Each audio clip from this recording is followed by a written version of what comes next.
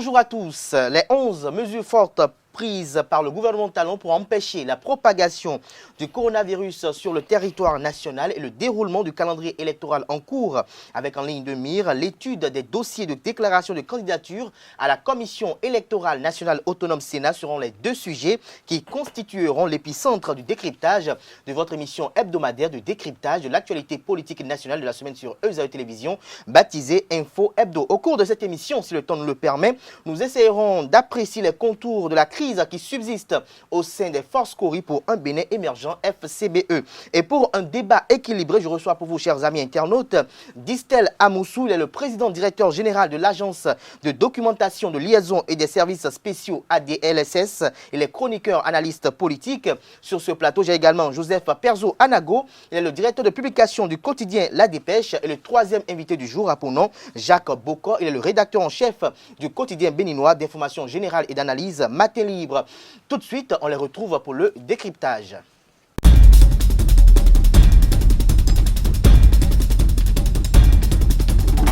Le décryptage de ce jour, comme je l'annonçais à l'entame de cette émission, se fera avec vous, Jacques Bocor. Bonjour. Bonjour Kader, bonjour à nos internautes. Heureux de partager ce plateau, je dirais, intergénérationnel. Merci de nous être revenu finalement. Merci d'avoir accepté notre invitation. C'est moi. Vous êtes face à Distel Amoussou. Merci également de nous être revenu, Distel Amoussou. Bonjour.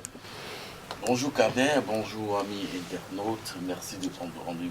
Les internautes se sont même demandé si ce sont les commentaires qui vous ont fait fuir un peu le plateau d'Info Hebdo, Distel Amoussou. Non, c'était une question d'agenda, de programmation. J'étais en voyage. Voilà. Merci de nous être revenu. Joseph Perjoanago, bonjour à nouveau et merci d'être toujours disponible pour les plateaux d'Info Hebdo. C'est un devoir. Bonjour à tous et bonjour aux amis internautes de ESAE TV. Alors Jacques Bocor, vous êtes rédacteur en chef d'un grand quotidien de la place, Matin Libre. Vous avez suivi de très près cette actualité liée au coronavirus tout au long de cette semaine. L'actualité était du plafond plancher coronavirus au Bénin cette semaine. Le gouvernement a eu une séance extraordinaire du Conseil des ministres à l'issue duquel 11 mesures fortes, ou à l'issue de laquelle plutôt, 11 mesures fortes ont été prises. Dites-nous, quelle appréciation faites-vous de ces mesures prises? Est-ce qu'elles vous rassurent? Bon, d'abord, il faut dire que quand cette actualité a démarré, a commencé, sur le coronavirus, bien sûr, je fais partie de ceux qui ont dit qu'il faut s'en remettre au génie béninois et à Dieu. Juste parce que je me suis interrogé, je me suis posé beaucoup de questions. Les pays qui sont vraiment touchés aujourd'hui, est-ce que le Bénin a un plateau technique aussi garni, aussi fourni? Les mesures qui sont annoncées aujourd'hui, même à travers des conseils dits extraordinaires de ministres, je me demande s'il fallait un conseil extraordinaire. Et si conseil extraordinaire devrait y avoir, est-ce que ce sont ces mesures vraiment qui devaient en sortir? De toutes les façons, pour apprécier ces mesures, je dirais que, bon, quand j'analyse un peu la douzaine de mesures, j'ai l'impression que nous n'avons pas bougé. Depuis le début, ce sont pratiquement les mêmes mesures. Se laver les mains, observer une certaine distance entre sujets. Bon, le gouvernement peut-être ne veut pas jouer à faire peur. Je l'analyse ainsi. Le gouvernement ne veut pas peut-être jouer à faire peur, mais dans l'assurance, est en train de rassurer les populations qu'il n'y a pas encore péril en la demeure. Mais si c'est le cas, est-ce que à nos frontières, au niveau des aéroports, au niveau du port de Cotonou, est-ce que l'alerte est vraiment maximale? Est-ce que les agents à divers niveaux sont tout autant déterminés? C'est là la grande question. Parce que si je me réfère aux 3 cas, disons déjà détectés, sinon 2, mais un cas qui a transité par le Bénin et chopé au niveau du Togo, je me dis qu'il y a un problème. Il y a un problème au niveau du dispositif. Donc le dispositif mis en place n'est pas tout aussi rassurant pour que les mesures prises par le gouvernement soient considérées comme des mesures à la hauteur de la pandémie. De la guerre déclarée, la guerre, disons, avec l'ennemi invisible, comme l'a dit le président français. Parce que j'ai même suivi encore un élément sur Canal 3 ce matin, où, à travers une campagne de sensibilisation à Waké, on a contraint les populations qui font la navette entre le Togo et le Bénin à systématiquement se faire prendre leur température, à se laver les mains. Mais quand j'analyse un peu l'image qu'on nous a projetée, ça m'a fait sourire. J'ai dit, ben voilà, des agents de santé qui contraignent les populations à se laver les mains, à observer les mesures, qui avaient leur bavette et tout. Mais je voyais des populations agglutinées autour du dispositif de lavage de mains. Mais si le virus devait partir, on a dit d'observer tout au moins 1 mètre. Mais ces populations qui étaient agglutinées autour du dispositif de lavage de mains, il y a un problème. Donc, dans le passage même de l'information, dans la sensibilisation, il y a un problème. Il y a un problème. Voilà. Selon Jacques Bokoy, il n'est pas très rassuré des mesures prises par le gouvernement pour contrer la propagation de ce virus. Distel Amoussou, est-ce que ces mesures vous rassurent? Merci Kader. Je voudrais saluer la proactivité du gouvernement du président Patrice Talon qui déjà à l'avènement, aux premières heures et premières informations de la survenue donc de cette Pandémie, s'est inscrit dans une posture d'observation, d'écoute et de suivi rigoureux. Et lorsque la pandémie a commencé par jeter ses signaux en Afrique de l'Ouest plus précisément, le gouvernement de mon pays s'est inscrit donc immédiatement dans une posture de réactivité, n'est-ce pas, en édictant une douzaine de mesures, précisément 11, pour indiquer aux populations les dispositions à prendre, les règles à observer pour ne pas être des vecteurs de propagation de la pandémie. Est-ce que ces mesures répondent favorablement ou efficacement à l'atteinte de l'objectif qui consiste à bloquer, n'est-ce pas, la propagation du virus? Je ne saurais le dire tout de suite. Je ne saurais le dire tout de suite parce que dans la réalité, dans l'application même de ces mesures, il y a que nous devons observer 2 éléments.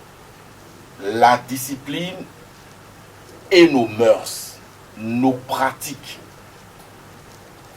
nos automatismes, nos habitudes. Entre débatteurs ici, quand on s'est vu ce matin, avant de venir au plateau, le réflexe a été d'aller l'un vers l'autre avant que de se rappeler de ce qu'on ne devrait plus se serrer la main ou se faire les accolades.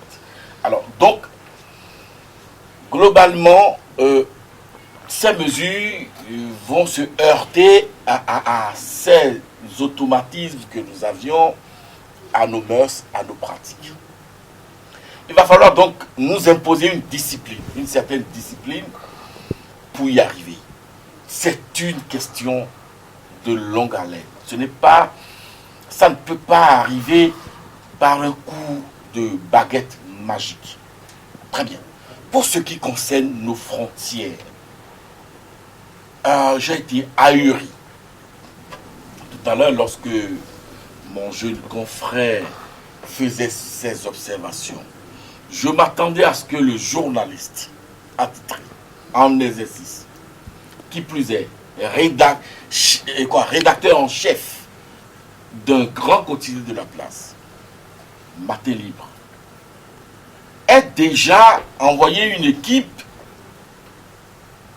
tout au moins à Ilakondi ou à Krake, faire les constats et avoir déjà des éléments de rédaction, de production d'un papier avant de venir sur ce plateau. Et c'est le journaliste, rédacteur en chef, qui vient s'interroger sur le plateau par rapport à la posture. Non, pas fait de stigmatisation d'Estelle Amoussou. Je fais de l'observation. Ok, allez-y. Mais... Et les amis internautes l'ont suivi également. Bien sûr.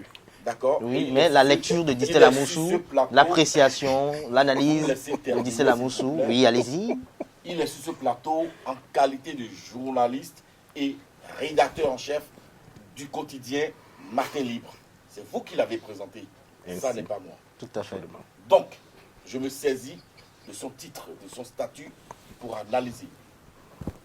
Alors, donc, lorsque le rédacteur en chef de Matin Libre s'interroge sur ce plateau devant les internautes par rapport à la posture qu'observent les cadres et autres agents qui travaillent à nos frontières, je dis, je ne sais pas ce qu'il faut répondre à l'opinion. Vous avez fait le constat. D'accord.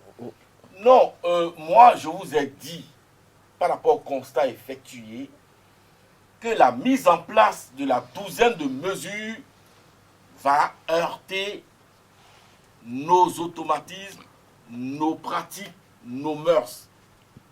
Et que ça va être une question de discipline et d'engagement personnel de tous les citoyens béninois. Se protéger et protéger ses proches. Tout à fait. On vous aura compris, Estelle Amoussou, Joseph Perzouanago, vous avez suivi les argumentaires de vos deux prédécesseurs. Dites-nous, quel est le vôtre? D'abord, je voudrais, pour répondre à votre préoccupation, dire que la décision du Conseil extraordinaire des ministres, les décisions sont des décisions à minima. Et j'irai plus loin pour dire que les décisions sont à minima. On pouvait faire mieux et dire que les mesures sont des mesures confinées pour rester dans l'air du temps. Mesures confinées. C'est-à-dire, regardez un peu le caractère restrictif, l'étroitesse des mesures. Parce qu'en fait, le coronavirus n'est pas béninois. Et il n'y a pas de coronavirus burkinabé, malgache et autres. C'est le coronavirus planétaire qui n'a pas encore changé. La souche n'a pas encore changé de forme. Je parle un langage technique. Et lorsque nous avons eu la chance, malheureusement, d'observer ce qui s'est passé en Chine, à Wuhan, d'où est parti le drame, ils ont mis 3 mois pour juguler le mal. 3000 et quelques morts, pas 4000. L'Italie est passée déjà à près de 4000 morts. On va se demander, mais les Chinois sont-ils devenus brutalement plus organisés et tout? Non, la rigueur. Les autorités mettent la rigueur et les populations suivent. Mais on a interdit à des gens de faire la grève dans ce pays. Mais pourquoi les gens ne se mettent pas en chemin pour faire la grève? Mais qu'on ne stigmatise pas la population. Je suis désolé. On a demandé aux syndicalistes de ne pas faire la grève. Parce que vous ne pouvez faire de grève que tel nombre de fois dans l'année. Il n'y a plus de grève et tout le monde est tranquille. C'est ainsi aussi que les mesures pour ne pas être confinés devaient être des mesures véritables, volontaristes, rigoureuses. Ça n'est pas le cas. Vous me laissez terminer, je vous en prie. Non, vous vous apprêtez à me couper la parole? Non, non, du tout pas. Bon, d'accord. Du tout pas. Alors, j'ai dit tantôt que c'est des décisions à minima. Je me suis expliqué. Des mesures confinées. Vous l'avez déjà dit. Je l'ai dit. Oui. Et je les justifie. Tout à fait. Je ne voudrais pas prendre à bras le corps chose pour dire à mon confrère d'Estelle Amoussou. Il reste et demeure mon confrère, quels que soient les services spéciaux auxquels il se livre. Mais quand il s'en prenait au confrère, je sais que c'était peut-être pour le taquiner comme il en a l'habitude. Autrement, il n'est pas sincère. Il s'est interrogé, le confrère. Il s'est interrogé. Le journaliste doit s'interroger. Et à tout instant, le doute doit l'habiter. Il n'a aucune certitude, le journaliste, à moins qu'on m'apprenne le métier autrement. Il a dit qu'il a assisté à une scène, enfin, du moins, il a vu de loin une scène qui lui a semblé surréaliste. Exact. Alors, que demande-t-on à un journaliste s'il ne peut pas s'interroger? Donc, je crois que son douanier ou son dévancier était en train juste de le taquiner. Mais c'était juste une parenthèse. Pour dire ceci, on va me demander, mais je m'attendais à quoi du gouvernement? Oui, évidemment, je m'attendais à des mesures fortes. J'ai vu des témoignages qui sont directement parvenus depuis Wuhan, l'épicentre du phénomène. Aujourd'hui, le président chinois est allé sans masque à Wuhan. Mais qui l'aurait imaginé il y a 1 mois, 2 mois?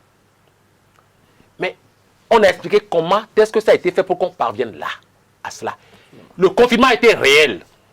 Aujourd'hui, nos enfants bagnotent, ils sont à l'école. Ce matin, j'ai eu l'heureuse surprise de constater qu'il y a une école dont je ne voudrais pas citer le nom, qui a eu la courageuse inspiration de demander à ses élèves de ne pas venir. Formidable. Boba. Ah, je ne voudrais pas citer de nom. Et donc, qu'est-ce qu'on attend? Vous imaginez tout à l'heure, mon cher confrère Distel disait, mais il a fait semblant peut-être, ou alors cela lui a échappé, il a fait semblant, bon, lorsqu'il devrait apprécier les mesures, il a fait semblant de ne pas se rappeler que une bonne quarantaine de voyageurs qui étaient mis en quarantaine a pris la clé des grands champs. Et puis le ministre est monté au créneau, sans gêne, pour dire, et ça c'est de nous mettre en insécurité. Rien que là, les propos du ministre me mettent moi en insécurité. Le ministre est monté au créneau pour accuser le tenancier de l'hôtel comme quoi il est à l'origine de cette fuite. Mais donc moi je ne savais pas que, en plus d'être hôtelier, d'être gérant d'hôtel, qu'on devrait avoir aussi des aptitudes de gardien, de gens mis en quarantaine avec Kalachnikov et armes, je vous en prie, et armes pour empêcher les gens de sortir de l'hôtel. J'ai été estomaqué. On vous a compris. Mais mon cher confrère des services spéciaux n'a pas vu ça venir. On vous a compris, tout à fait. Et Jacques Bokor, avant de vous revenir, laissez-moi, j'ai une petite question à l'endroit de Distel Amoussou. Distel Amoussou, vous avez suivi Joseph Perzanago tout à l'heure dans son argumentaire. Il parlait, ou il exposait le fait que les mesures ne sont pas prises à la hauteur de la pandémie. C'est son avis et je le partage avec vous. Il estime qu'on devait peut-être aller jusqu'à la fermeture des écoles. Vous avez suivi le ministre de la Santé qui a donné des justificatifs par rapport à la non-fermeture des écoles. Dites-nous, qu'est-ce que vous pouvez dire face à cela? Alors, je ne suis pas décideur, je ne suis pas gouvernant. Mais en tant qu'analyste, quelle appréciation vous en faites? En tant qu'analyste, je dis que je n'ai pas à portée de main toutes les données exogènes et endogènes qui ont conduit le gouvernement de mon pays à prendre cette douzaine de mesures. Mais vous, Distel Amoussou, est-ce qu'on devait aller à une fermeture des écoles? Lorsqu'il y a crise. Distel Amoussou. Je vais y arriver. Ok, allez-y. Lorsqu'il y a crise, non, même pas. Lorsque Barça veut jouer ou une équipe de football, les écureuils veulent jouer, quelques jours avant, vous voyez se démultiplier des fanatiques qui s'arrogent, n'est-ce pas, le statut d'entraîneur, qui deviennent subitement entraîneurs ou coach et qui critiquent même la composition, n'est-ce pas, donnée par l'entraîneur. Et sur le terrain, ils se muent en grands joueurs, en vedettes. Ah non, il devrait passer, il devrait contourner, il devrait centrer. Ah non, il devrait attaquer avant que la balle ne parte. Ça, c'est devant un match de football, face à une équipe. En toute chose, il y a les fanatiques, n'est-ce pas? Mais il appartient à l'entraîneur, au coach de cette équipe, de garder toute sa froideur et sa sérénité, de faire la composition de son équipe, de mettre en place son système de jeu, mais il s'en trouve qui vont jusqu'à critiquer le système de jeu de l'entraîneur pour dire non, il devrait faire 4-4-5, 3-3-10, je ne sais plus même, 8-8-1, simplement parce que il est fanatique. Oui, le patriotisme peut conduire à une sorte de fanatisme. La vie des 12 millions de Béninois compte pour chacun et c'est à saluer. Si Perso pense que ces décisions sont prises au minima, c'est de bon droit. C'est parce qu'il est animé par une peur bleue, n'est-ce pas, de la dangerosité de cette pandémie. C'est vrai, il faut lui concéder. Mais reconnaître aussi que le gouvernement, le président Patrice Talon à la tête, ne peut pas livrer à la mort ces 12 millions de compatriotes. Sinon, autrement, il serait là pour gouverner qui? On vous aura compris, dit Stella Moussou. Jacques Bokor, je me retourne Il faut vers donc vous. pouvoir avoir Stella les Moussou, éléments, oui. j'en aurais fini. Oui. Il faut pouvoir avoir les éléments d'appréciation au plan économique Il a laissé rien plus. et au plan sanitaire, au plan sécuritaire. C'est des manettes sur lesquelles nous n'avons pas les éléments pour agir. Et seul le gouvernement a les éléments d'action. Alors, Jacques Bokor, vous avez suivi tout à l'heure Stella Moussou qui estime que le gouvernement a quand même des raisons qui ont motivé sa décision ou cette décision prise en Conseil extraordinaire des ministres. Mais est-ce que vous aussi, vous êtes d'avis comme Joseph Perso-Lago qu'il était opportun de fermer les écoles quand bien même certains établissements ont pris des mesures pour se conformer aux mesures prises par la séance extraordinaire du Conseil des ministres? Je pense que je l'ai dit à l'entame, que peut-être le gouvernement a ses raisons en prenant ces genres de mesures. J'ai été assez prudent. Je pense que c'est ce qu'il nous faut d'ailleurs sur ce plateau, au-delà de nos sensibilités, de nos appartenances à tel ou tel camp. J'ai été. Vous parlez de quoi? Non, Stella Moussou, il ne nous a pas interrompu. Je suis dans le général. Je veux savoir s'il y a quand. Je suis dans le général. Stella Moussou, Je suis dans le général. Je suis dans le général. Alors, s'il vous plaît. non, j'ai mis beaucoup de gants au départ en disant le gouvernement a peut-être ses raisons. Le gouvernement peut-être ne veut pas faire peur tout de suite parce que aller à la fermeture, c'est peut-être mettre la psychose dans les têtes. Quand bien même la psychose y est déjà. Peut-être le gouvernement, en optant pour ces mesures, la douzaine de mesures, ne veut pas en rajouter à ce que nous vivons déjà et qui est réel. Parce que le monde aujourd'hui, c'est dans nos mains. Tout ce qui se passe en Italie aujourd'hui, on l'a à la seconde près, aux États-Unis, en Chine. Donc, même en France, les informations pleuvent. Et quand on est face à ce genre de pandémie, je pense que c'est à la seconde près que les gens s'informent. Alors, maintenant, est-ce qu'il faut y aller? Je pense qu'il y a des pays moins développés que nous qui l'ont fait.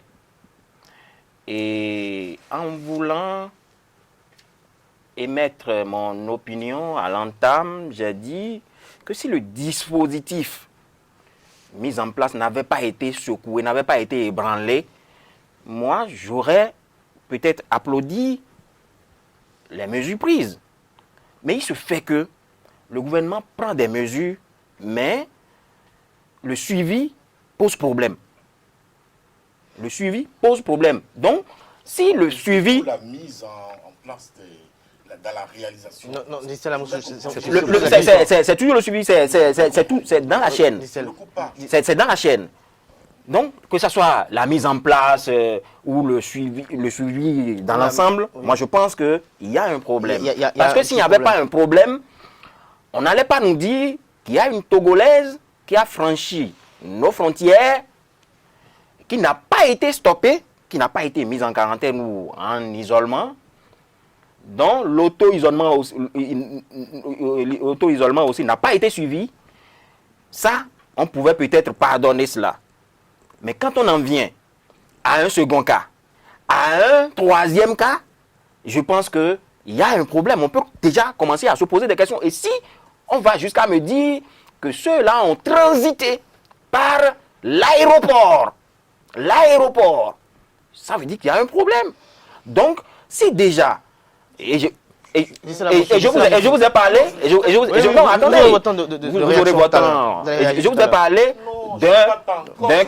vous ai parlé d'un cas, Je vous ai parlé d'un cas. Distel Amoussou, chacun a son temps de parole. Vous aurez votre temps de parole, vous allez opiner par rapport à tout ce que... Je vous ai parlé d'un cas. La situation... Nous allons permettre à nos amis internautes de pouvoir suivre la situation de Waké. Est-ce que pour Waké, j'ai besoin d'envoyer une équipe là-bas? Les images parlent mieux même que envoyer quelqu'un sur le terrain. Parce que je ne dirais pas que Canal 3 a tronqué ce que j'ai vu. Je n'ai pas parlé en l'air, j'ai argumenté, j'ai donné des éléments, j'ai soutenu mes propos ici. Donc, à Waké, où le personnel sanitaire avait comment vous l'appelez, les bavettes et autres, qui prenaient leurs dispositions, mais on a confiné, on a agglutiné des populations autour du dispositif de lavage de mains. Ça, est-ce qu'on a besoin de porter des loupes avant de savoir qu'il y a un problème? Ça, c'est vrai. C'est vrai que... Non, vous lui arrachez pas la parole.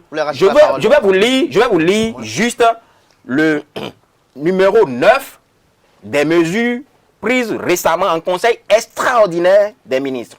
On dit obligation pour les transporteurs en commun de doter leurs employés ainsi que les passagers en masque ou bavette appropriée et de respecter les distances de sécurité sanitaire entre occupants. Kader Achirou. Oui, j'en viens. Distel, patience. J'en viens. Donc, ça peut vous dire que, à partir de ce que je viens de lire, on n'a pas besoin d'envoyer une équipe sur le terrain avant de faire le constat de loin. Évidemment. Avant de faire le constat de loin. On vous aura compris. On ne m'aura pas compris. On m'aura compris quand j'aurai fini. Laissez les topa. Non, s'il vous plaît, Distel Amoussou, un peu de discipline. Distel Amoussou, donc ça veut dire que c'est déjà un problème de pouvoir nous comprendre. C'est déjà un problème. Maintenant, il a parlé du cas d'un hôtel où un conseil des ministres nous a dit qu'il y a 1000 places ou 1000 chambres qui ont été réquisitionnées pour des opérations de confinement, mise en quarantaine. Et ces chambres d'hôtel seront suivies par un dispositif sécuritaire. Sécuritaire. Le conseil des ministres est là. Je pense qu'on peut aller lire. On peut aller lire. Jacques Bocon, on vous aura compris. Aujourd'hui, on en est où? On vous aura compris. Distel Amoussou, très rapidement avant que vous ayez perdu Très rapidement. Parce que vous étiez en train de perturber. Toute la démonstration et circonvolution. Non, vous n'avez pas en fait des attaques personnelles. On Non, c'est pas attaquer, c'est taquine. va pas folkloriser le plateau. Rassurez-vous, Kader, je vais me faire la courtoisie de ne pas couper mon aîné. Distel Amoussou, allez-y. Je peux terminer? Allez-y. Donc face à toute la démonstration de mon jeune confrère, mais je l'avais dit à l'entame que c'est une émission intergénérationnelle. Il retourne. C'est déjà bien. Il me coupe là. Non, Distel Amoussou. On va faire un peu plus sérieux. Alors, à mon premier constat. Oui, votre constat. Les décisions édictées par le gouvernement béninois se heurtent à nos automatismes, à nos habitudes, à nos pratiques. Et nous avons donné l'exemple. Ouais, mais aux frontières, il faut quand même des gens pour rappeler. Jacques Bocon, et ces personnes. Là, maintenant, vous êtes en train d'interrompre Distel. C'est 10 milliards de francs CFA. Je me pose. Là, vous êtes en train d'interrompre Distel. Là. Je me pose. Il vient de toucher le point de la cupidité béninoise qui biaise le débat L'argent. sur les dispositions à prendre pour empêcher la propagation du virus dans notre pays. Il vient de parler de 10 milliards. Et c'est ça, malheureusement, ce qui est à la base de toute la campagne d'intoxication qu'on observe. Et ça rejoint un cas. Allons-y. Ça rejoint un cas malheureux dans ce pays. Un ancien président aurait dit qu'il y avait un homme d'affaires qui devrait venir dans le pays avec des cantines d'argent de Kadhafi. Et vous avez vu dans quel biais le débat politique, la réflexion politique pour un choix judicieux ou des choix judicieux s'était empêtré. Eh bien voilà, nous y sommes, on parle, et c'est un journaliste. Un rédacteur en chef. Mais je pense qu'il ne faut Dis pas ça- bien ne feignons pas l'essentiel, ne feignons pas. Dis ça la Moussou, Il ne faut pas contourner le nœud du problème. Le débat, dis ça la Moussou, je vous arrache la parole. Dis ça la Moussou. non, il ne faudrait même pas lui arracher la parole. Qu'il revienne maintenant, qu'il revienne au fond du sujet. Dis ça la Moussou. Kader, j'en aurais fini. Oui, vous avez fini déjà. Revenons au Alors, Joseph Perzo-Anago, l'efficacité des mesures. parlant de l'efficacité des mesures prises Mon Dieu. par le gouvernement, qu'est-ce qui vous gêne, vous, concrètement, Joseph Perzo-Anago? Comment vous souhaitez? Je suis gêné d'autant que le ministre était revenu le lendemain pour situer, pour bien cadrer sa décision, à savoir, à l'adhésion du gouvernement, pardon, à savoir mais pourquoi, en ce qui concerne les écoles, on a maintenu le statu quo. Je m'attendais à une meilleure explication. Le ministre nous a laissé entendre que les dispositions sont déjà prises pour que dans chaque école, il y ait le dispositif de lavement de mains. Moi, Jos Perzo-Anago, journaliste jusqu'à demain matin, j'ai fait le tour parce que c'est à quelques encablures de ma maison. Je suis allé d'abord dans l'école de mes garçons. À la jeune génération. Oh non, on n'en a pas besoin. Qui me dit qu'il ne l'a pas fait? Je suis allé encore dans une autre école. Il n'y a pas de dispositif. Je m'en suis... J'espère que vous avez constaté ça à l'entrée de l'ESAE, quand vous êtes rentré tout à l'heure. Mais c'est Oui, pas il est arrivé en retard, il n'a pas eu le temps d'observer. Allez-y. Ce n'est pas Je suffisant. voudrais continuer, bande de taquins. Donc je voudrais continuer pour dire ceci.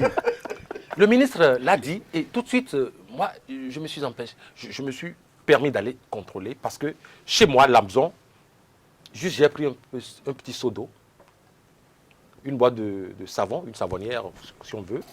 Et puis j'ai montré aux enfants parce qu'en fait, je me suis rendu compte que nous ne savions pas nous laver la main. Curieusement. Ça, c'est pas faux.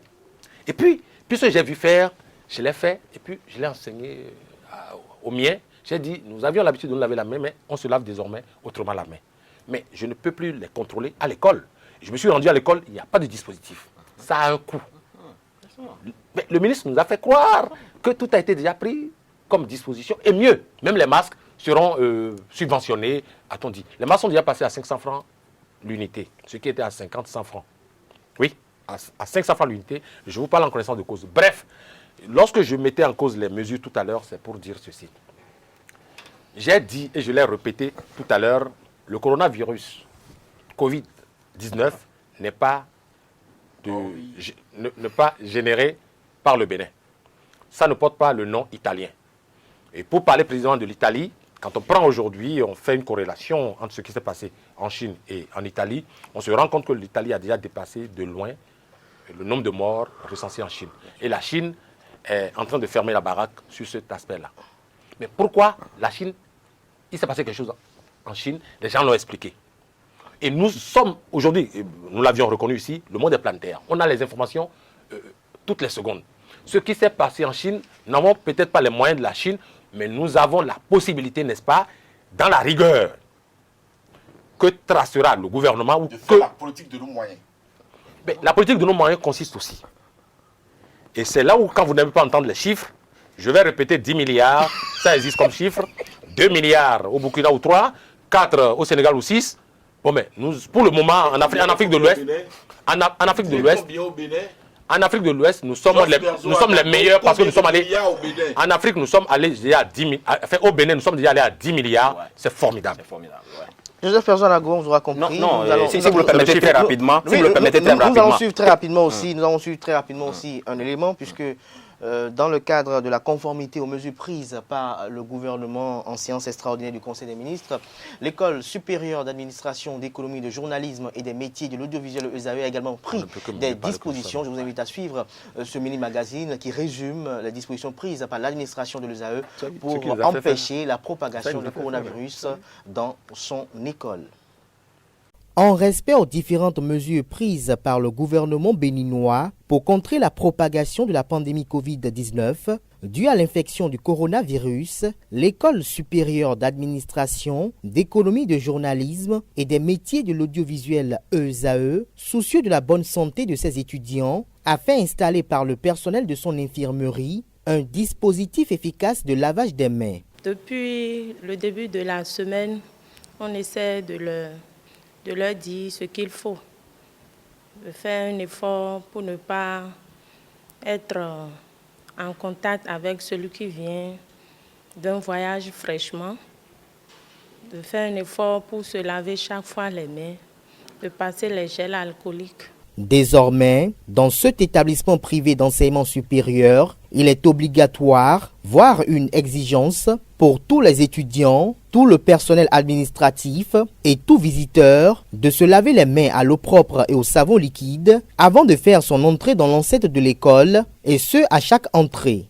Le fondé nous a réunis hier en séance extraordinaire pour pouvoir prendre ces mesures-là, qui consistent donc dans un premier temps au report d'un mois de nos discussions, ensuite à mettre un dispositif pour permettre aux étudiants de se laver régulièrement les mains. Le dispositif qu'ils ont placé va dans le sens de lutter contre ce virus, de laver soi-disant les mains pour qu'il n'y ait pas de contamination, pour ne pas propager ça dans l'école en fait. Donc moi je trouve que si on se lave correctement les mains, je crois qu'on fait déjà un pas vers la lutte contre ce virus. Bon, je pense que c'est une bonne idée parce que mieux vaut prévenir que guérir. J'invite tous les étudiants à respecter cette précaution.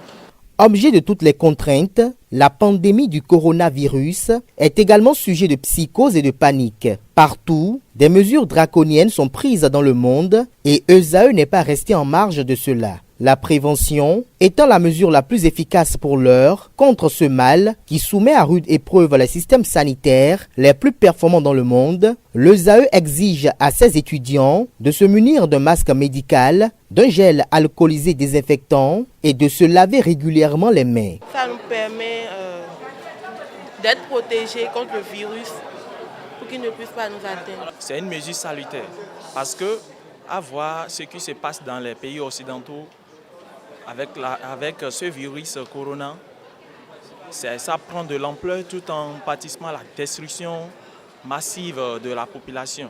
Le fondé a pris une bonne initiative de mettre déjà à l'entrée de l'école un service pour pouvoir éradiquer le virus déjà avant d'entrer dans l'école. Et aussi, grâce à ces conseils, on a eu à avoir des gels. Donc ces gels nous permettent aussi de nous désinfecter, puis de ne pas trop rester en contact avec certaines personnes. D'abord, pour un début de lavage des mains, avec du savon et de l'eau, c'est déjà un bon début. Mais tel est-il que pour nous approprier des gels de désinfection, cela est une grande difficulté pour nous, puisque les prix ont monté au niveau des pharmacies. Le gel désinfectant est disponible également à l'infirmerie pour les étudiants qui n'ont pas les moyens de s'en procurer. À l'infirmerie, on essaie de leur passer le gel alcoolique. Et aussi, on essaie de les informer par rapport aux isolements et autres. La semaine culturelle de l'ESAE, prévue pour le 13 avril prochain, est différée d'un mois en raison de la présence du coronavirus sur le sol béninois. Ces mesures sont provisoires et seront à l'avenir en phase avec l'ampleur de la menace.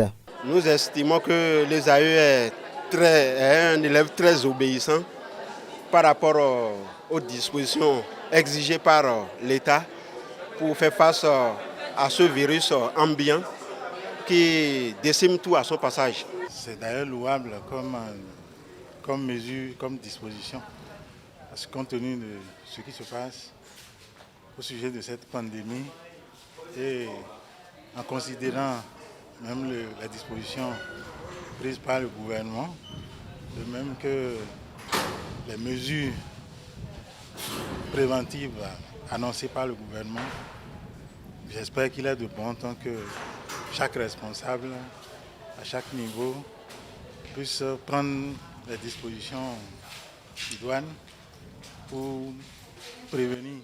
Dans les salles de cours, l'ambiance est plus ou moins celle coutumière. Rappelons que le gouvernement béninois, face à cette pandémie, a décidé de limiter extrêmement les entrées et sorties aux frontières terrestres. Dans les airs, tout voyageur qui entre sur le territoire par avion sera systématiquement placé en quarantaine et l'État a déjà réquisitionné 1 millier de chambres d'hôtel à cet effet. Pour les nationaux, les frais d'isolement seront pris en charge par l'État. Les missions à l'extérieur des ministres et fonctionnaires de l'administration publique sont suspendues, ainsi que les préparatifs pour le pèlerinage à la Mecque. Les transporteurs de véhicules en commun ont l'obligation de fournir des masques aux passagers. Quant aux espaces qui accueillent du monde, ils doivent protéger leurs clients et visiteurs. Le gouvernement demande aux familles en deuil de différer les inhumations et annonce avoir dégagé une enveloppe de 10 milliards de francs CFA pour lutter contre le coronavirus.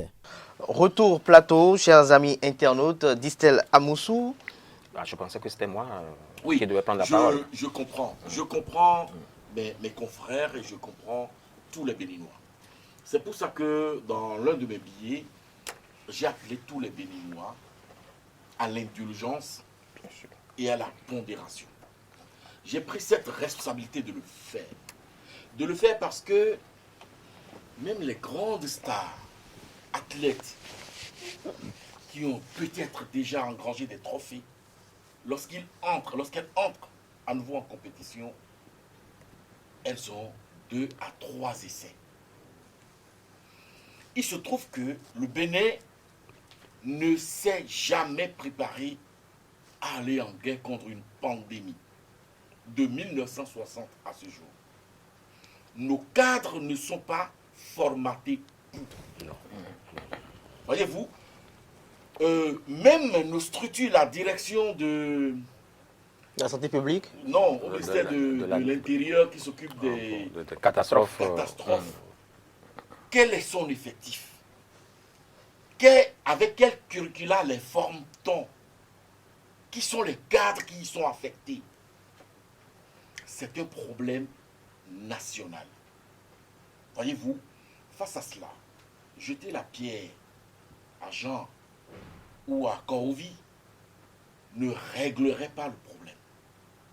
Il faut qu'ensemble, tous les Béninois puissent réfléchir, faire appel au génie béninois pour juguler ce drame. Parce qu'en réalité, que le gouvernement du président Patrice échoue, c'est des vies béninoises qui vont en partir. Très belle conclusion d'Estelle Amoussou. Donc, je dis, que ce soit au niveau de nos frontières, vous parlez des écoles. Je me suis interrogé hier dans un autre billet sur ce qu'il en est de nos casernes, évidemment, de nos forces de sécurité et de défense, de nos prisons, les lieux de culte. Voyez-vous, les lieux de culte encore, les responsables de culte peuvent décider de... L'État peut amener ceux qui ne voudraient pas à le faire. D'accord. Aux États-Unis, pas plus de 10 personnes en rassemblement. C'est pour vous dire que il faut instaurer une sorte de dynamisme ou une dynamique dans l'exécution des mesures, les renforcer au fur et à mesure, mais continuer de suivre, d'observer avec précision l'évolution des données chez nous. Merci à vous, Distel Amoussou. Jacques Bocor, très rapidement. Non, je pense que passons au sujet suivant. Quelque part, on se rejoint. Et c'est ce à quoi on s'est attelé aussi, donc on s'attelle depuis quelques minutes. Je pense que moi, je n'ai pas reçu cette éducation de me lever de chez moi et de venir raconter des sottises ou bien des histoires contre un gouvernement. Non, je ne le ferai pas, même si je suis payé pour. Je ne le ferai pas. Donc, ce que nous faisons ici participe de la sensibilisation. Oui, à l'éveil aussi. Et le journaliste est quand même un observateur. Il doit prendre du recul, s'interroger, voir ce qui va et ce qui ne va pas. Il le dit. Dénoncer également. Donc, ce dont nous parlons ici, c'est vrai, il a dit, ce n'est pas une affaire d'un gouvernement. Je suis tout à fait d'accord. Mais il faut dire, sinon reconnaître que c'est le gouvernement qui doit imprimer le rythme à suivre. Et c'est de cela que nous parlons.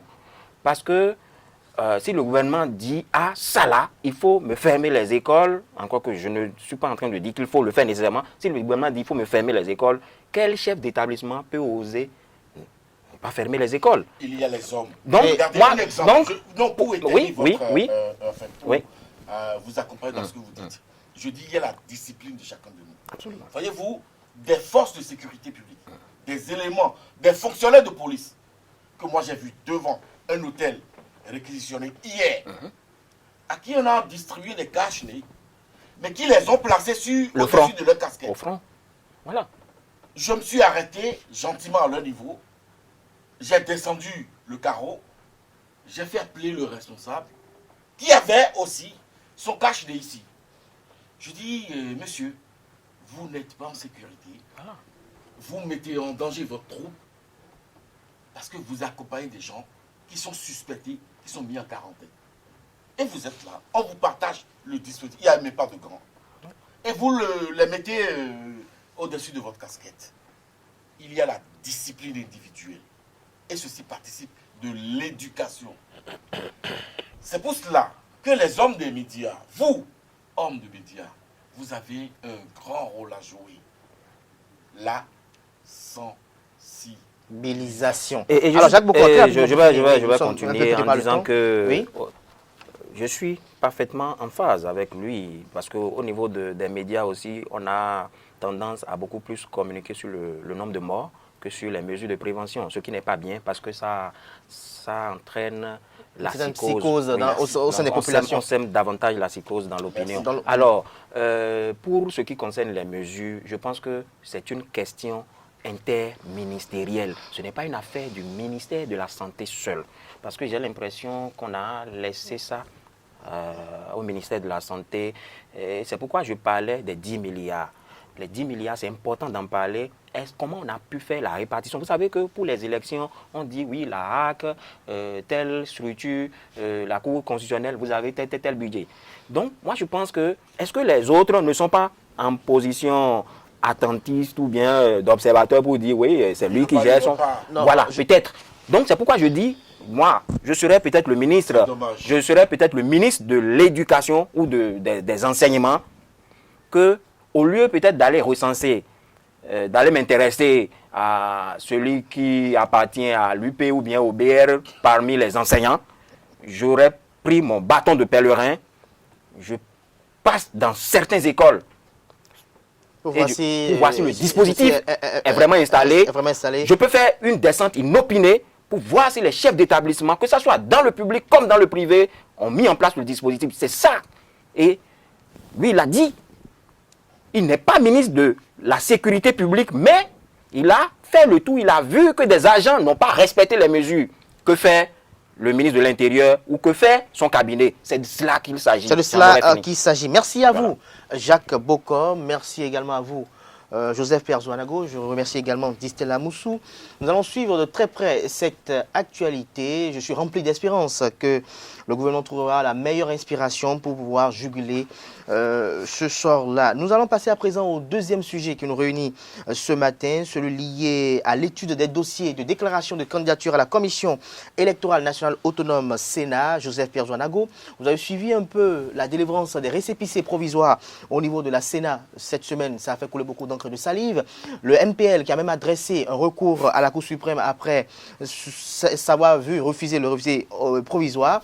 La Cour suprême qui a rejeté le recours. Votre analyse, Joseph Perzouanago? Je voudrais constater avec vous que aujourd'hui, pour analyser la situation sociopolitique, essentiellement politique, il faut s'armer de beaucoup d'outils. Je voudrais dire ceci en ce sens que lorsque on en arrive à voir des responsables de partis politiques exhibés comme des trophées de guerre, des récépissés dits provisoires s'extasier devant les écrans de Devant télévision. les caméras. D'autres applaudissent à se rompre les phalanges. J'en ai un haut le cœur. Et je me dis, ça, c'est ça qui va vous surprendre peut-être. C'est un échec des réformes du système partisan. Si aujourd'hui, dira quelqu'un, vous êtes en préposition pour compétir, et qu'il doit organiser une festivité pour, ce n'est plus des partis politiques Si vous êtes retenu pour que les nous classes avons, préparatoires, que vous nous êtes avons, content, hein. que nous avons. Mais pas tout le monde. Parce qu'en réalité, dans les classes préparatoires. Distel, je vous reviens dans un instant. En réalité, ce que je constate, malheureusement, la politisation à outrance de notre vie au quotidien a pris le pas sur les vraies réflexions de développement. Parce que moi, je suis en train de me dire, on devrait parler développement à tout instant. Nous venons de mener un débat ici qui, à mon sens, pourrait paraître ne pas être directement lié au développement. C'est faux. Mais lorsque tout le monde se porte bien, il y a développement. Ce n'est pas lorsqu'on exhibe fièrement, en dansant à la limite, de la rumba, parce qu'on a reçu un document dit prêt, qu'on est en train de contribuer au développement. Au contraire, c'est cela, chers confrères, parce qu'en fait, aujourd'hui, qu'est-ce que je constate? On en est même loin de l'accréditation, si j'ose ainsi parler, puisque désormais, il faut qu'il soit accrédité.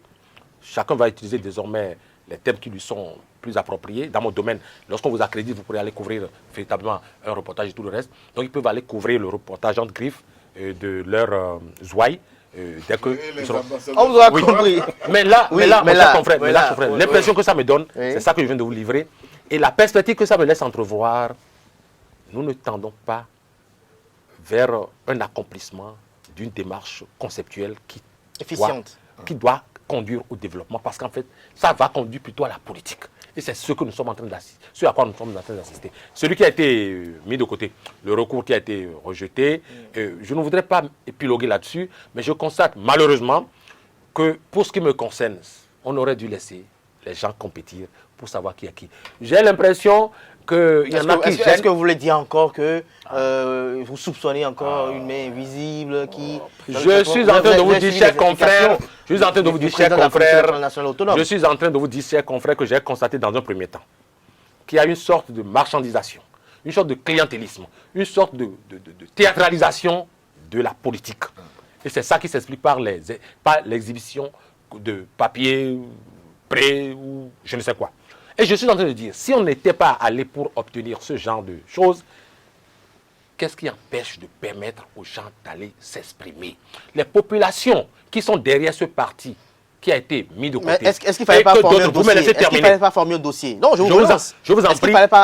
En parlant tout à l'heure, je vous ai dit, qu'est-ce qui empêche le Bénin d'aujourd'hui de permettre à tout le monde de compétir? On a assisté ici à une élection où deux seuls partis. Une seule... Mais pourquoi tu viens imposer ton autorité? Je n'impose pas mon autorité, j'impose la logique qui consiste à ne pas accepter que deux partis politiques aillent seulement aux élections législatives. On vous aura compris. On vous aura compris. Les élections législatives ont été ouvertes seulement à deux partis politiques. C'est votre avis, Joseph Pierre-Joanago. C'est du passé. C'est la même chose qui est en train de se profiler. Distel Amoussou, vous avez suivi l'actualité au niveau de la Commission électorale nationale autonome Sénat. Joseph Pierre-Joanago déplore l'extase dans laquelle s'est jeté certains responsables de partis politiques après l'obtention de récépissés provisoires et non définitifs. Alors, dites-nous de tout ce package-là, quelle lecture l'analyse politique qu'a Distel Amoussou fait de la situation, des événements qui sont déroulés à la Commission électorale nationale autonome, déjà avec en ligne de mire ceux qui ont passé la nuit, une fois franchi le portail de la Sénat à 01, et qui ont passé la nuit jusqu'à 112 heures après, avant de déposer le dossier, finaliser le dossier. Tout ça ne me dit rien. Je voudrais dire ma grande colère contre les responsables de 10 partis politiques dans notre pays. Je voudrais dire toute mon indignation contre les acteurs politiques béninois.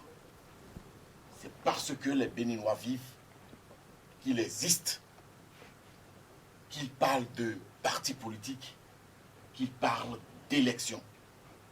Face à la pandémie, du Covid-19, comme vous l'appelez. Covid-19. Il n'y a pas de Covid. Je suis très sérieux pour dire que face à la pandémie, du Covid-19. Hein? Si le lui dira 10 fois, il ne pourra pas te le répéter. Parce qu'il veut dire autre chose. Alors, Distel Amoussou a fait très sérieux. Allez-y. Je ne les ai pas vus. Ils sont dangereusement absents. Non, ils ont commencé à réagir après le billet. Après mon billet. Non, pas du tout. Après mon billet. L'USL avait fait. Quel jour? J'ai lu ton billet. S'il vous plaît. Alors, Distel Amoussou, avant. Non, vous n'avez pas fini. Je vais vous relancer. Il faut leur dire. Oui, tout à fait. Vous allez leur dire. Vous allez leur dire très efficacement. Mais Distel Amoussou, j'ai bien envie de vous poser une question par rapport à une situation. Quelle appréciation vous faites du fait qu'on dit la cause des dossiers, c'est pour 0 heure, le portail sera fermé à 0 heure, et que des formations politiques. Je viens. Et que des formations politiques prennent en otage. Non, je ne veux pas vous distraire. Je ne veux pas vous distraire. Je ne veux pas vous distraire, Distel. Mais ce que Distel, je ne vous arrache pas le temps de parole. Mais quelle appréciation faites-vous de cela que des formations politiques rentrent au siège de la Sénat avant 0 heure ou à quelques minutes de 0 heure et restent au sein de la Sénat, vivent sous l'effet de l'énergie de la Sénat pendant 12 heures et même plus en train de concevoir encore des dossiers de candidature? Vous avez fini? Est-ce que cela est normal quand on sait que des Béninois ont déposé des dossiers de candidature pour des examens et eux n'ont pas la chance de pouvoir extrapoler de serait-ce de quelques minutes le délai qui leur est imparti? Vous avez fini? Oui. Je dis, les hommes politiques béninois... Distel, vous n'avez pas répondu à ma question. Non, mais tu sais, Je dis, les hommes politiques béninois n'ont pas de cœur. Je dénonce avec véhémence... Véhémence n'est pas là. Leur absence à accompagner le gouvernement, les Béninois, dans cette crise, dans ce drame. Ils oublient que... Leurs partis politiques, je suppose, sont composés de militants. Et c'est des Béninois. Ils oublient que s'il y a une grande propagation, il n'y aura pas élection. Ce qu'ils ont à faire, ce à quoi je les convie, immédiatement et tout de suite. Au lieu que d'aller recenser ou enrôler mes cousins à Diakotobé, mes tantes à Khoyogbe, il faut que chacun de puisse les doter au moins d'un pain de savon et d'un récipient. Qu'on leur montre au moins, tout au moins, comment on se lave les mains. C'est l'urgence de l'heure. Pour moi, parce que la vie n'a pas de prix et la vie n'a pas de camp ni d'obédience. On aura compris, Distel Amoussou. Revenons à ma question par rapport à la prise en otage de l'enseigne de la Sénat. Cette attitude coutumière. Non, je crois que les pratiques au niveau de la Sénat, moi, pour ceux qui ne le savent pas aussi, ont besoin de le rappeler. J'ai été 4 fois chef cellule de communication à la Sénat. Je sais qu'ils escaladent le mur. Je sais qu'ils déménagent carrément leur bureau. Je sais qu'il y en a qui viennent avec matelas et nattes, n'est-ce pas? Cette pratique n'est pas nouvelle. Oui, mais à une ère où on veut révolutionner les choses, on veut changer un peu de paradigme, est-ce qu'il ne faut pas également aller dans ce sens? Ou quand on sait... Tout changement se heurte toujours aux automatismes en place, aux pratiques, aux habitudes. C'est pour d'ailleurs cela que certains parlent de rupture. Mais lorsqu'on parle de rupture, on parle de brusque cession. Il faut faire attention, sinon d'autres vont faire AVC.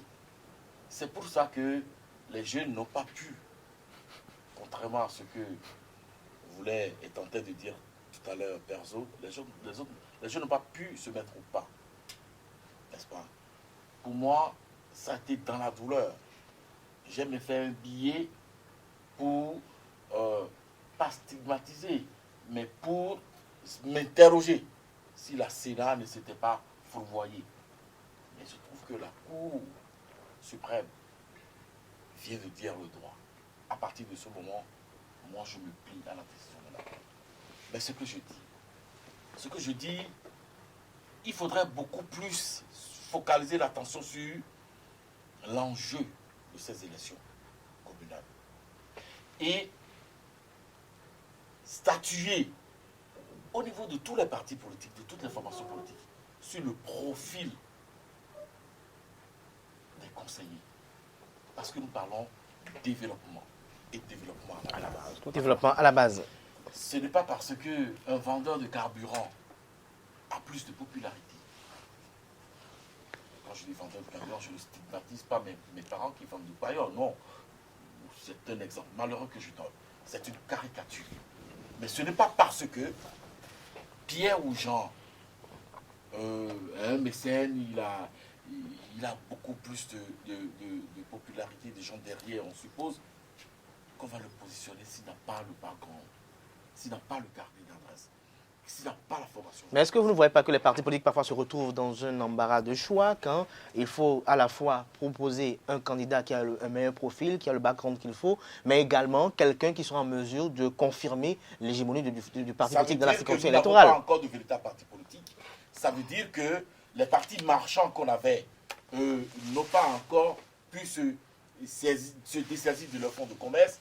Ça veut dire que le militantisme, n'est-ce pas, le format du militantisme au sein d'un parti politique n'est pas encore instauré. D'où l'échec du système. Je pourrais comprendre, non, je pourrais comprendre pour dire que nous avons du temps, nous avons du chemin, car lorsque vous avez semé, si la graine ne fait pas le temps qu'il faut, qu'elle pourrisse, germer, elle ne pourra jamais fleurir et donner des fruits. Jacques Bocon, il y a aussi des graines que je n'aime pas. Jacques Bocon, il y a de mauvaises au sujet des événements qui sont déroulés à la Sénat, quelle est votre lecture? Quelle est votre lecture, Pierre? D'abord, à la suite des propos de Listel Amoussou, je pense que autant il ne faut pas positionner sur la liste des vendeurs de Bayor, parce que leur surface financière est importante. Je pense qu'autant il ne faut pas imposer non plus des éléments sur des listes. Et puis il ne faut pas déplacer n'importe comment des pions non plus. Il a dit, ce sont des élections à la base, des élections qui doivent refléter le développement, l'assentiment des populations à la base. C'est-à-dire, si je désigne X, au terme de l'élection, ça doit refléter mon choix, le choix de la majorité. Mais si, au soir du 17 mai, je pense que si, aux premières heures des résultats bruts, on constate que vraiment ce sont des étrangers, je mets ça en griffe, des halogènes qu'on voit sur... des gens que les militants ne connaissaient pas le passé. Ce n'est pas bien. Des gens qui ont effectué l'adhésion récente au sein du parti politique. Je pense que ce n'est pas bien. Donc, il faut y veiller. Les adhésions opportunistes, en quelque sorte. Il faut y veiller. Et moi, je pense que c'est important. Alors, maintenant, par rapport à la situation... À la Sénat, voilà, et tout, la Sénat donne un délai. Tout le Bataclan que nous avons observé. On attend les dernières minutes. Je pense que ce n'est pas nouveau par rapport... au dernier moment pour aller à déposer. Ce n'est pas nouveau, mais ma question, oui. un instant, je vous coupe pas, Jacques Bocon, je vais vous relancer. Est-ce que ça ne vous paraît pas une situation d'inégalité sociale quand on sait que quand le citoyen lambda doit déposer des dossiers de candidature pour, je ne sais pas, un concours ou autre, le délai qui lui est imparti est strictement et rigoureusement respecté, alors que les acteurs politiques qui sont censés être des donneurs de leçons et qui sont censés diriger les mêmes citoyens là, on a constaté que pour certains, la clôture du dossier de... Je sais là où vous allez. Et je vais vous dire tout de suite, qu'il y a même des candidats aux examens, c'est-à-dire élèves, étudiants, qui vont déposer aussi à la dernière minute. D'autres, ils vont et on leur fait même la porte au nez. Donc ce n'est pas nouveau, ce n'est pas extraordinaire pour moi. Et donc vous avez déjà vu un candidat au BPC déposer son dossier 112 heures après? Non, ça c'est pas contrainte.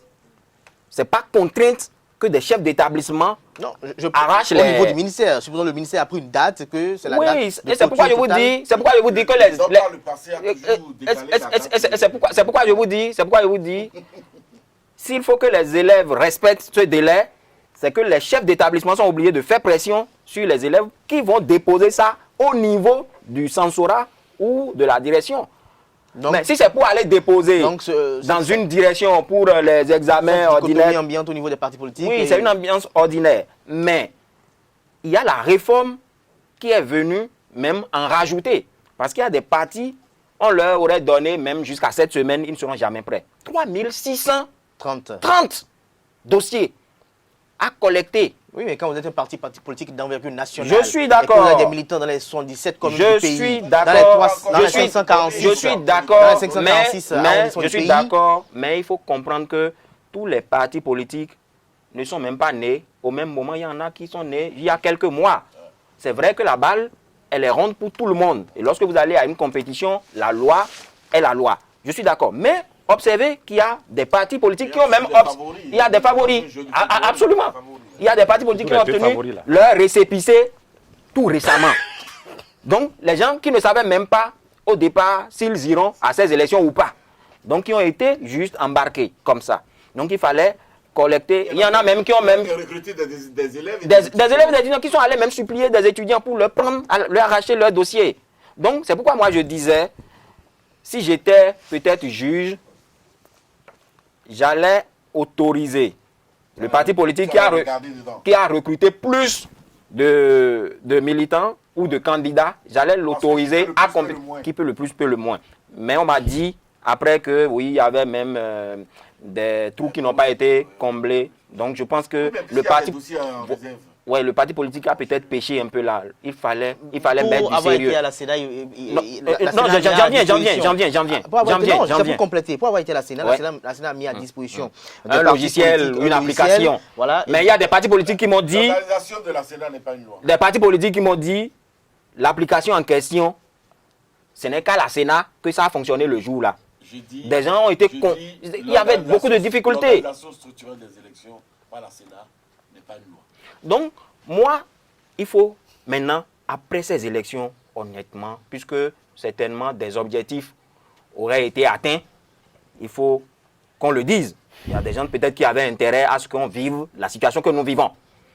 Maintenant, après les communales, quand on aura à installer les conseils communaux et autres, il faut qu'on revienne à des lois beaucoup plus objectives. Parce que ce qui se passe là, ce ne sont pas pour moi des lois objectives. Est-ce que les élections que nous nous apprêtons à organiser après les législatives bâclées, est-ce que ces communales vont refléter la démocratie, la fête, la ferveur habituelle? Oui, partis politiques pour moi, ont reçu les partis politiques, même s'ils sont 8, c'est pratiquement des partis politiques de la même obédience. Nous allons rester tout oui à la Commission électorale nationale autonome qui va rendre public le lundi prochain les résultats de ces études de dossier. Mais Joseph Perzanago, avant de nous laisser partir, puisque nous sommes presque à la fin de cette émission, il y a le parti politique Force Koï.B émergent qui a déposé ses dossiers de candidature, mais nous entendons encore Nouremou Atchadé qui avait dit par le passé que le parti politique va aller en renserrer aux dites élections. On l'aurait aperçu au siège du parti politique qui a été consacré pour le traitement des dossiers de candidature, et que subitement encore, il revient encore, chaque fois, il ravale ses omissions. Pourquoi cette situation de dents de scie? Chers confrères, j'ai eu l'impression tout à l'heure à vous écouter que vous aviez déjà désigné un fautif, puisque quelqu'un a ramassé sa vomissure et tout le reste, aviez-vous dit, vous aviez cité, vous me laissez terminer, vous m'aviez lancé. Bon, nous avons. Vous aviez vos informations et les miennes font état de ce que un certain membre d'un parti politique, pour ne pas citer FCBE et pour ne pas nommer Nouremou Atchadé, était partant après des conciliabules avec les sages, parce qu'il était déjà réticent. Après des conciliabules, il a estimé que c'est bon, maintenant on peut fumer le calumet de la paix pour que toutes les ailes puissent se comprendre. Ce même Atchadé est revenu, Nouremou, avec une note documentée, dire que les choses n'ont pas tourné en rond comme cela devrait tourner. Est-ce que là, ramasser ces vomissures, je pense que non. Lorsque nous ne laissons pas les gens s'exprimer, qu'ils soient d'un parti politique, d'un syndicat ou de tout autre courant, nous péchons parce qu'il faut les écouter, les apprécier, apprécier les autres. J'attends du parti accusé, enfin du moins d'autres, les responsables de ce même parti accusé, j'attends de leur part une autre note explicative pour démonter les arguments. Ils ont communiqué. Voilà. Donc, il a communiqué et je crois que, très bien, Jacques Bokor, je crois que vous avez suivi cette communication où Paul Rompé estime que le verre dans le fruit, en quelque sorte, Noureno Attiadé. C'est Noureno Attiadé qui l'a dit que le verre est dans le fruit. Moi, je pense que cette situation au FCBE, nous le savons tous. Nous savons la situation que vivent les FCBE ou que vit le parti FCBE. On sait ce qui est à la base de cette division. C'est pourquoi je disais qu'au nombre des partis politiques qui vont aux élections au communal à venir, ce sont des partis politiques, ce sont des oiseaux de même plumage, pour moi, de toutes les façons. Pour moi. Maintenant, par rapport à la situation au FCBE, je pense que ça va durer le temps que ça va durer, parce que certainement des acteurs ou des gens sont intéressés à ce que ça se passe ainsi. Et quand je prends Noureno, vous parlez de Noureno. Noureno parle, je ne suis pas en train de le défendre, parle en fonction de l'évolution de l'actualité, des éléments en sa possession à un moment T. Il dit, après la rencontre de Parakou. Rencontre à laquelle Paul Rompé n'était pas présent. Exactement, exactement. Rencontre à laquelle le président d'honneur du parti politique n'était pas présent. Très bien. Et c'est pourquoi non. Est-ce que vous suivez opportun qu'il y ait une rencontre de réconciliation sans que les acteurs eux-mêmes exactement. Si vous suivez vous étiez d'accord les différents articles que nous avons produits à Matin Libre du début jusqu'à cet instant où je parle, nous sommes toujours dans l'air du temps. Nous avons vu juste que cette crise ne finira pas de sitôt. Je vous l'ai dit, après Parakou, on l'a même dit, on a dit que c'est un leurre ce qui s'est passé à Parakou. Parce que c'est vrai, on n'a pas vu Paul Rompé, on n'a pas vu Boniaï non plus. Est-ce qu'après Parakou, les documents réclamés ont été remis? C'est non.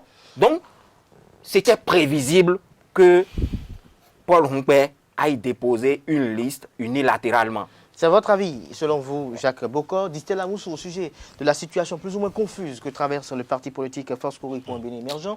Il y a eu Noureno Attiadé qui est monté au créneau pour dire que le parti politique ira resserré et qu'il soutient la liste ou la conception de la liste qui sera faite par Paul Rompé, premier responsable du parti politique, suite au dépôt des dossiers. On voit encore le même Noureno Attiadé qui monte au créneau pour balayer du revenu de la main et estimer que ça a été fait de façon plus ou moins unilatérale.